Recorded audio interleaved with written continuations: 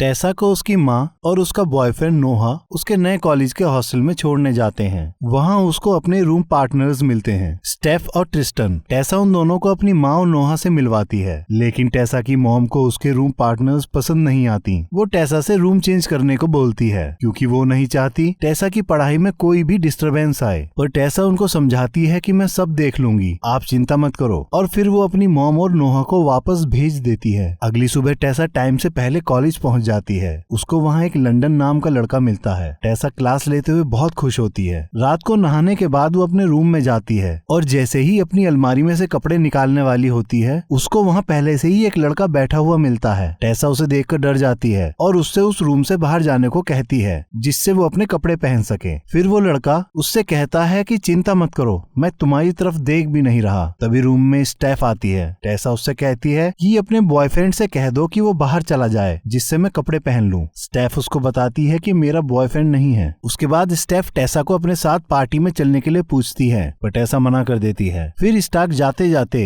The great Gatsby किताब के अंत के बारे में बताते हुए कहता है, ये किताब बस एक सपना था। पर टेसा उससे कहती है, ये सपना नहीं, पूरा एक झूठ था। लेकिन अगले दिन स्टेफ टेसा को अपने साथ पार्टी में ले जाती है। वहाँ स्कॉट अपनी गर्लफ्रेंड के साथ होता है। स्कॉट उसको सबसे मिलवाता है। फिर वो ट्रूथ और डेयर खेलते हैं और उसका नंबर आ जाता है। टेसा ट्रूथ मांगती है। तभी स्कॉट की गर्लफ्रेंड उससे पूछती है कि अपनी सबसे अजीब जगह बताओ जहाँ तुमने कभी मेकआउट किया था। टेसा सवाल सुनकर अनकंफर्टेबल हो जाती है और सबको पता चल चुका होता है कि ये अभी वर्जिन है। फिर टेसा कहती है, मैं डेयर करने के लिए तैयार हूँ। तो वो स्कॉट के साथ मेकआउट करने को कहते हैं। स्कॉट उसके नजदीक आता है। तभी टेसा कहती है, मैं बस बहुत खेल चुकी हूँ, और वहाँ से बाहर चली जाती है। और वहाँ से बाहर जाकर नोहा को कॉल करती है। नोहा उसको पार्टी करने के लिए गुस्सा करता है। टेसा कॉल कट करके गलती से स्कॉट के रूम में चली जाती है। स्कॉट भी रूम में आ जाता है और उसके बहुत नजदीक आ जाता है। उसको ऐसा करता देख टेसा कुछ पल के लिए अपना होश खो बैठती है, पर उसके किस करने से पहले ही संभल जाती है और अपने हॉस्टल वापस आ जाती है। अगले दिन क्लास में उसके टीचर एक किताब प्राइड एंड प्रेजुडिस के बारे में स्टॉक का क्या विचार है पूछती है।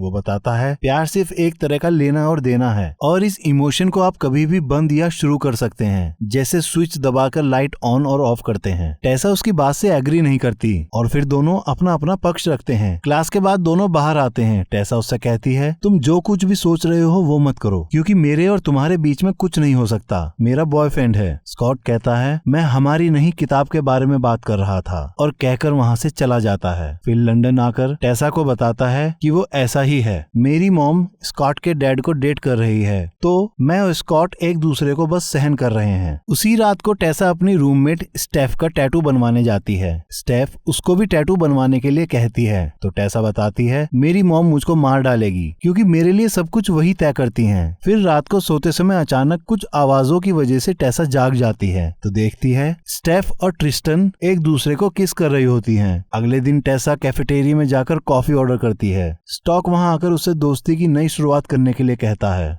और एक खूबसूरत जगह दिखाने के लिए साथ चलने को पूछता है। स्टॉक फिर उसको जंगलों के बीच एक बहुत सुंदर झील दिखाता है। टेसा को जगह अच्छी लगती है। स्कॉट अपने कपड़े उतार के झील में कूद जाता है और टेसा को भी अपनी टी शर्ट देकर उससे भी आने को कहता है। टेसा उसकी टी शर्ट पहन लेती है और फिर वो स्कॉट की मदद से धीरे से झील में उतरती है। स्कॉट टेसा को बहुत अच्छा फील करवाता है। फिर उसको सांस रोककर पानी के अंदर ले जाता है। कुछ सेकंडों के बाद बाहर आकर कहता है, ऐसी खामोशी कहीं नहीं मिलेगी। टेसा उसको महसूस करती हुई पानी की सतह पर लेट जाती है। वो उस पल में इतना खो जाती है कि खुद को स्कॉट के करीब आने से नहीं रोक पाती और उससे कहती है कि मुझको लगा कि हम सिर्फ दोस्त हैं। स्कॉट कहता है, हम कभी भी सिर्फ दोस्त बनकर नहीं रह सकते। अब दोनों किस करते हैं। पानी के बाहर आकर स्कॉट टेसा को उसकी ड्रेस देकर उसके पीछे पलटकर खड़ा हो जाता है। टेसा पीछे से उसका हाथ पकड़ लेती है। स्कॉट पलटकर उसकी टी शर्ट उतारकर उसको छूने लगता है। तभी टेसा घबराकर लंबी लंबी सांसें लेने लगती है। स्कॉट उससे पूछता है, क्या पहले कभी किसी ने तुमको ऐसे नहीं छुआ?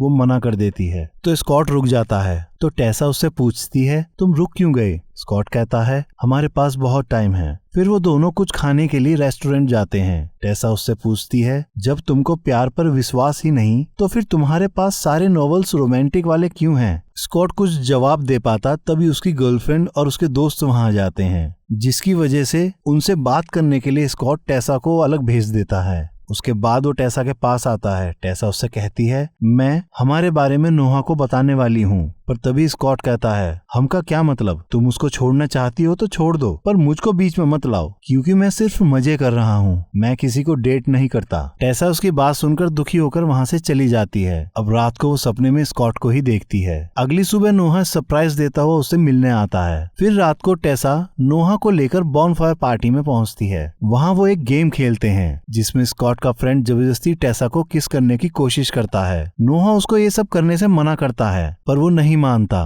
तभी स्कॉट को गुस्सा आ जाता है। वो अपने दोस्त को ही धक्का देकर गिरा देता है, लेकिन वो स्कॉट को घूंसा मार देता है। स्कॉट गुस्से में टेसा को देखता हुआ वहाँ से चला जाता है। फिर रात को लंदन टेसा को कॉल करके उसको अपने घर पे बुलाता है। वो बताता है उसकी हाथापाई हो गई है स्कॉट से और अब वो मुझसे बात नहीं करेगा, पर शायद तुमसे करे। टेसा स्कॉट के पास जाकर बात करती है। स्कॉट बात करता करता बोतल फोड़ देता है। टेसा कांच उठाने लगती है तो उसकी उंगली कट जाती है। तभी स्कॉट उसको जल्दी से घर के अंदर ले जाता है और अपनी इस हरकत के लिए उससे माफी मांगता है और कहता है, मैं गलत हूँ। टेसा कहती है, शायद हम दोनों ही गड़बड़ हैं, और कहकर दोनों एक दूसरे को किस करते हैं। फिर स्कॉट धीरे धीरे उसको सब जगह किस करता है। फिर टेसा उससे लिपटकर वहीं सो जाती है। अब वो सुबह जाग कर देखती है नोहा ने बहुत कॉल्स किए थे, तो वो वापस आती है और नोहा को बताती है कि एक दोस्त को उसकी जरूरत थी। तो नोहा पूछता है आधी रात को। तभी वो स्कॉट को वहाँ देखकर सब समझ जाता है और टेसा के लाख रोकने के बाद भी वो नहीं रुकता।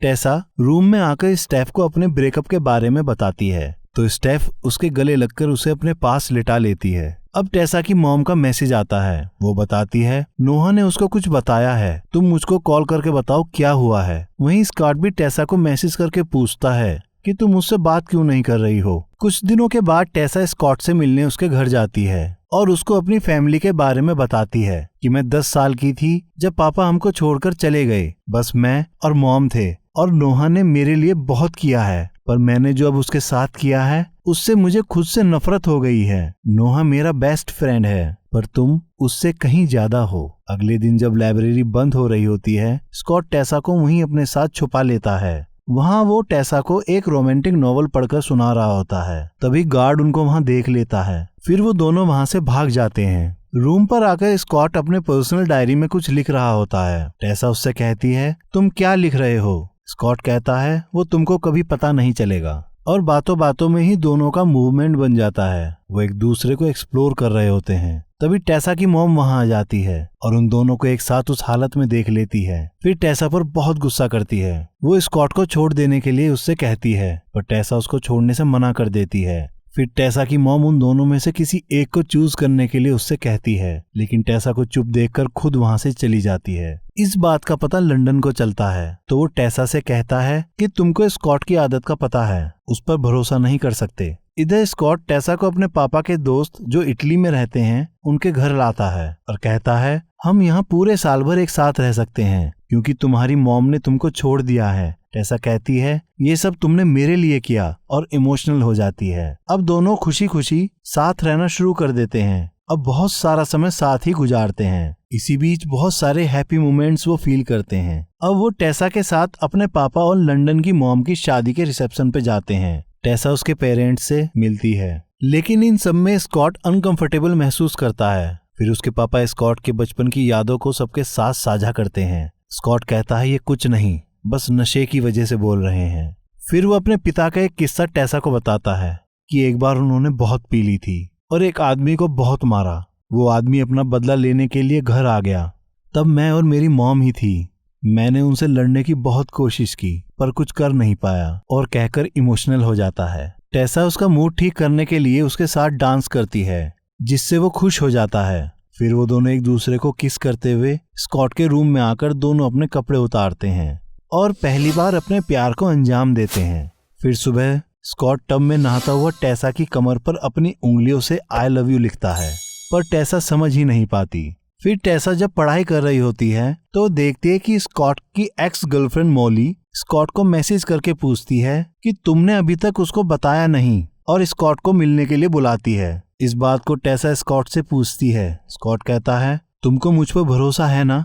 टेसा कहती है, हाँ है। स्कॉट कहता है, तो बस इस बात पर ध्यान न दो, और कहकर वहां से चला जाता है। इधर टेसा उसका इंतजार करती है, उसको मैसेजेस करती है, पर वो रिप्लाई नहीं करता। फिर स्कॉट का दोस्त टेसा को बताता है कि वो बार में होगा, टेसा वहाँ चली जाती है, पर वहाँ स्टेफ और मोली मिलती है। टेसा उनसे पूछती है ये सब क्या हो रहा है। तभी स्कॉट वहाँ जाता है। वो टेसा से पूछता है तुम यहाँ क्या कर रही हो। तभी मोली बोलती है इसको सब सच बता दो। सब मना करते हैं, पर वो टेसा को स्कॉट की एक पुरानी वीडियो दिखाती है जब टेसा ने उसको किस करने से मना कर दिया था।